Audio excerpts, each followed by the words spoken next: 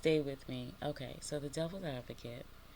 If you've never seen a movie, I'm just gonna give you a brief synopsis of the movie, and you can kind of understand where I'm going with this. So basically, it boiled down to a dark angel having a child with a human. It's not a horror movie. I don't know if you've ever seen it, but basically, some key points in this movie. One, this movie was probably made back in, could have been the 90s. It was after Matrix, or before, I'm not sure. But Keanu Reeves is in it. Al Pacino, just to name a few. Um, is her name Charlie Theron or Charlene? Whatever. But anyway, she was the wife. And basically, I just don't want to hold you for too long. So it was, you would think this movie's about deception. And in reverse, I'm already stimulating, guys. um, so I can't apologize for some of the physical reactions that you see here because they're a result of the downloading. So any of you, you'll probably, if you see people doing this, they'll get hot, they'll get giggly, they'll get things that may not seem like normal to you. Um, but understand that it's because, like some of the musical artists say, it's coming from within. You ask some people, and I don't know why this would be any different. You ask people where they get their inspiration from, and they're like God, or they say they get it from within. It's just everything, guys. Start stimulating as soon as I start delivering the message. Um, so I hate to look like a itchy rabbit here, but you to deliver the message to get you to your higher self. Let's go. We already here now, right? Okay. So I was just waiting for my voice to warm up, waiting for a full download. But this movie was very key because the things that I'm showing, like, it's not by accident. I'm at 4 if anybody needs that number for today. Um, and I keep saying 5, so I don't know if that's someone's life path, or is it someone's life path? Okay, I don't know, but the number 5 is strong, and it is very masculine because masculine and feminine is the same here. It could be you're a woman with like very dominant or very masculine things about you, or like your demeanor is like masculine. So it could be for a man, woman. It's the same shit. There's no gender here, like I said. No age in this timeline, no gender, no sexual orientation. So you're all the same. Just know we're here. We're the same. Um, and I'm at 4 for 4 again. So 4 is for someone. Um, the Devil's Advocate, they spoke about um, a few things. First of all, they mentioned Trump. Trump was supposed to be here at the party. So it's a party with, let's say, the devil. Call him what you want. He said in the movie, I have many names, and the character was played by Al Pacino. If you've seen it, I don't want to rehash the whole movie. Go watch it. If you have time, but you have time. Time is yours. Like, that's why they say time doesn't exist. But anyway, not to get too far off the movie. Um, Basically, Keanu Reeves was supposed to be the son of. So his mother visited New York, of course. New York is the melting pot for everything. You have the good angels, you have the bad angels, you have the good, you have soulless people, you have beautiful, beautiful, compassionate, loving, peaceful communities too. You just don't ever know it. Because just like the places when you go on vacation, they should only show you the nice parts when it comes to New York. If they're not talking like money or Wall Street or high rises or, fancy hotels or Fifth Avenue if you've ever been to New York, they're talking about how horrible it is there. But there's love and compassion everywhere, so you can't base it on that. Go visit it yourself. But anyway, back to the storyline because it did involve lust, money, and ultimately love. Like, so when you look at something, just look a little bit deeper because what the movie was displaying was we get distracted by money, lust, material things, and the people that we love. Even someone so dear to our heart might tell us, listen, you're on the wrong path, you're going the wrong way. Here's a little God speaking to you, right? Using allowing themselves to be used by God, so they can deliver the message. Same thing I'm doing now. So you'll find people that's like, listen, this is not good for your children. May not be good for your partner. And for you, you're like, well, this is my dream. I've always meant to do this. I got to sacrifice. But are you sacrificing love? Is ultimately, I don't want to go into every detail of the movie, but are you sacrificing love? And listen, you think it's just love for your people, but ultimately it was love for yourself. It was the fact that you're always a winner. You look at yourself as a winner. So your ego is huge at this point. So you're gonna do whatever it takes to win. But at the price of who? Like, loving yourself is one, loving your dream, your passion, that's definitely big. That's what you're here to do. You're here to create. You're here, but you're not here. And the messages in all of the movies, all the messages are in the movies. So if you watch the movies Players Club, you can get inspiration from anywhere. But when they said, make the money, don't let it make you, all right, listen, when you allow money to be your driving force and it takes away the love that you have, even for yourself, if you're finding yourself not taking care of yourself, not sleeping, not spending time with your loved ones, and you feel like that love is coming from material things, well, you're provided for. I take care of everything for you. You should be happy. And you may love getting money, but do you love the fact that you're hurting people? Do you love the fact that you're not spending time with your people?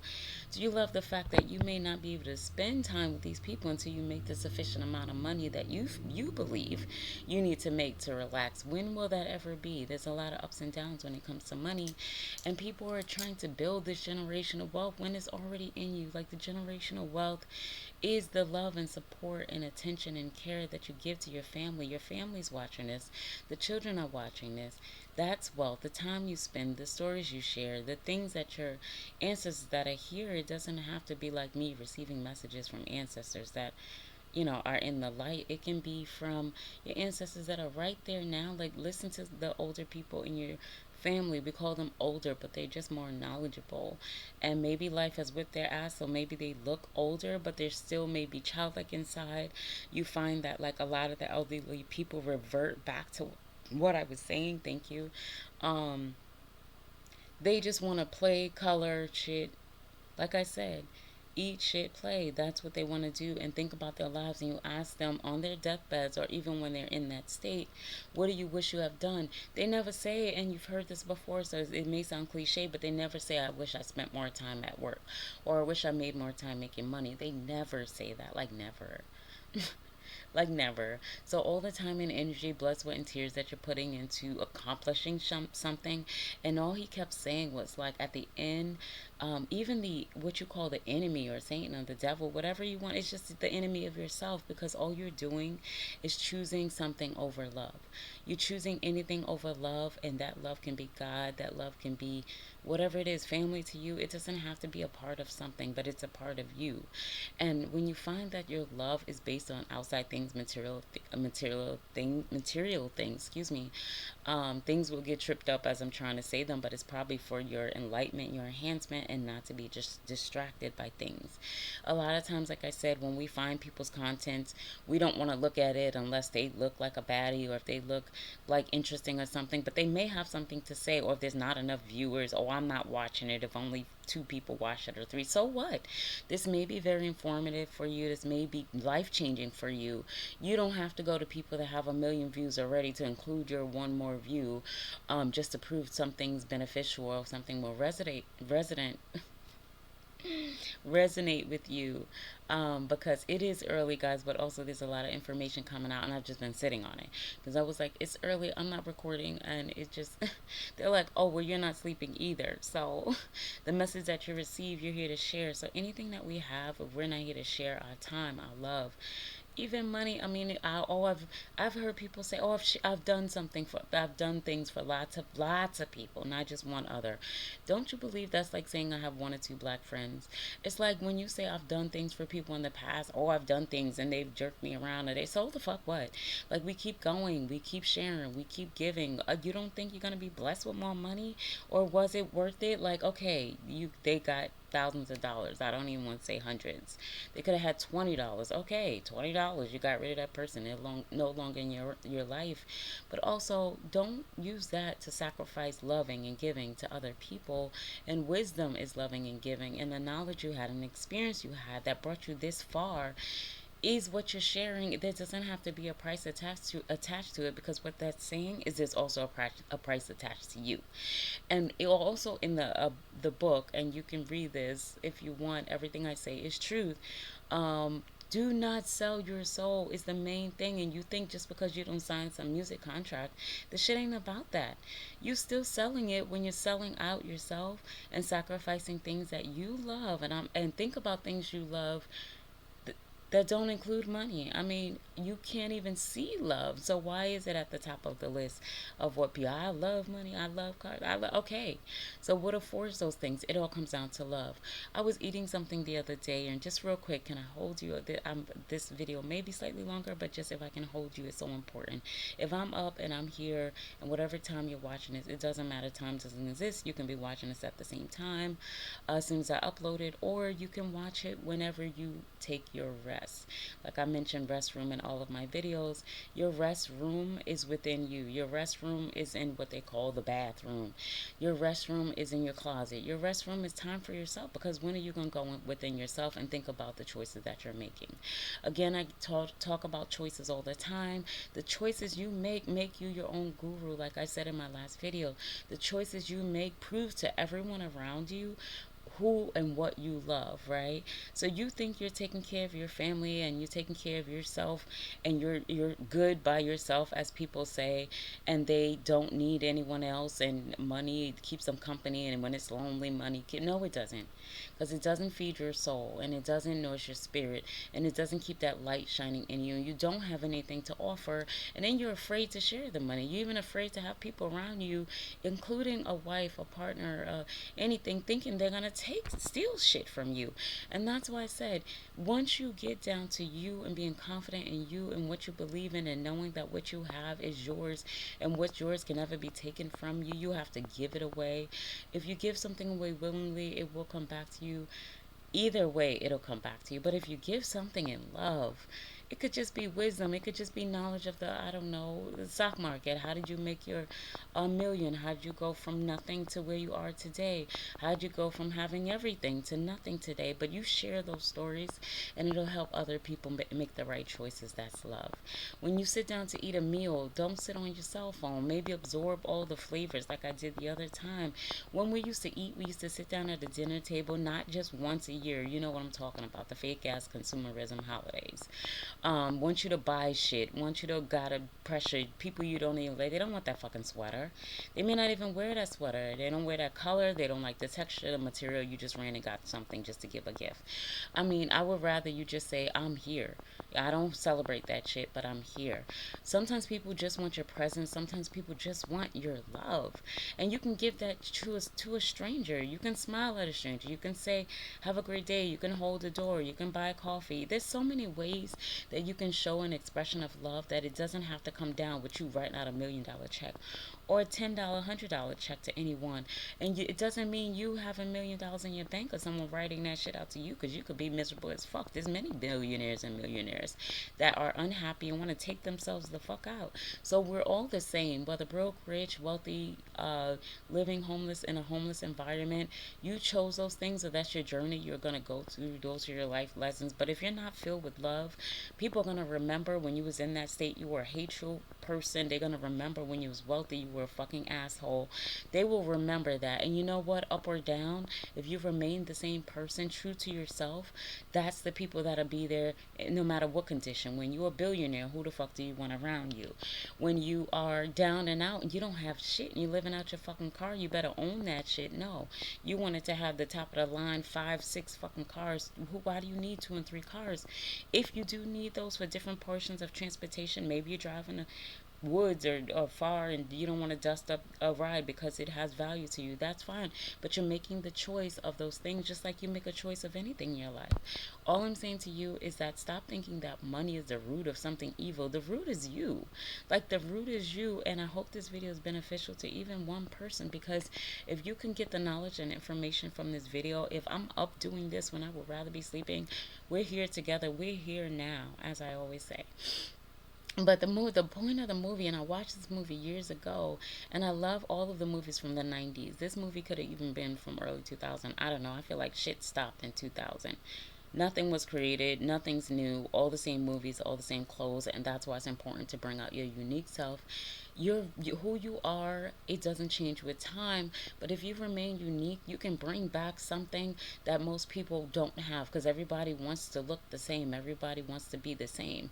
And you can be that person that steps out, that be your authentic self, and it'll bring so much more value than you think ever a dollar can bring. Let me tell you, because when you're, whether you're up or down, as financially, because if your spirit stays consistent, whether you're up or down financially, that doesn't change. That's your value. If people see you and your family the same, whether you're going through hardship, you also remain kind, and you remain compassionate. Or if you just want to stay away from everyone, like I mentioned in my last video, cut everyone off just for a moment to get back to you. It's love of self. This is why we don't need to separate it. Who's your God? Who's this God? Who's your race? Who's your religion? Who's your ancestors? Okay, I can't like you because of who your ancestors are. Love of self mean like, you know yourself, and I don't care. It's power to whoever the fuck you are, or believe that you are, because when it all comes down to it, we are literally one. We all come from the same source, and that is scientific. That is religion. That is mathematics. That is anything that you choose. So loving the self is better than separating everything into these little compartments. Like I said, you play Jenga with your stuff to try to keep it neat and make it look maintainable, I guess. But you're not maintaining your life. You are doing things that are not out of love. You're doing things that are not out of true to self. I don't know who I'm speaking to, but you're doing things that are just, if you come back to yourself and start loving yourself, and I'm not meaning external, I'm not mean buy a new dress, buy a new suit, change your hair, grow a beard, do some shit like that. That's the physical. I mean, like, love yourself. Love yourself when you wake up. Love yourself when you don't have a haircut. Love yourself when your hair's not done. Love yourself just waking up. And someone seeing that part of you and still loving you and giving you a kiss in the morning. Oh, give you a kiss in the morning. Why the fuck wouldn't they? They love you. You know what I'm saying? What the fuck? If it's hygiene issue, then fix that shit. But if you love someone, tell them you got a hygiene issue. Not that I'm not kissing you because you love someone. Maybe brush your teeth at night. That should have changed. Drink water. Change your diet. I mean, but if you love someone, wouldn't you tell them that instead of saying, I'm not going to show you affection or love because you have a body part or external part or a breath or smell or gas. I don't care what the fuck it is. But you not loving another human being for some reason, you're judging them on whatever. And that hurts people. Even if they don't say it, they're like, well, fuck, damn. But you think these people are strong because you said these things to them before, and they're not sensitive, as people say. It's not about being sensitive. It's about somebody saying something that upholds you, or someone saying to put something to put you down. Now I'm gonna top this off, like they say, top it off. I'm gonna top this off with the big banger of the movie was like him being this evil force or whatever. He said, you want to call me? He said, I have many names. Of course he has many names, because there's evil inside anyone can turn bitter, rotten, a dark seed. Anyone can turn that way. You see children that seem soulless. So it's not exempt to anyone. But his ultimate thing was like, you had a choice. You had a choice. You had a choice to care for your wife instead of making work a priority. You had a choice to be, we let you off the case. We said, we're not firing you, but we'll still hold you. Go take care of your wife. Now, this is supposed to be the evil seed. They were calling him master, which is why I don't call anyone master, father, anything like that. Are you my father? Okay, no. Daddy, any of that shit, okay? And it's just because it could be playful, but you're putting someone above you at that point. You're saying the love I have for you matters more than the love I have for myself. But you can also prove that. You can have cute pet names. I'm not saying that shit, but sometimes people live that shit. And they allow people to make decisions for your life. But when even the darkest seed is saying, this is who you guys are saying are making you turn evil, or making the root of money. Why would I love money? money loves me? Why would these things that help me provide resources and food and play and the things that I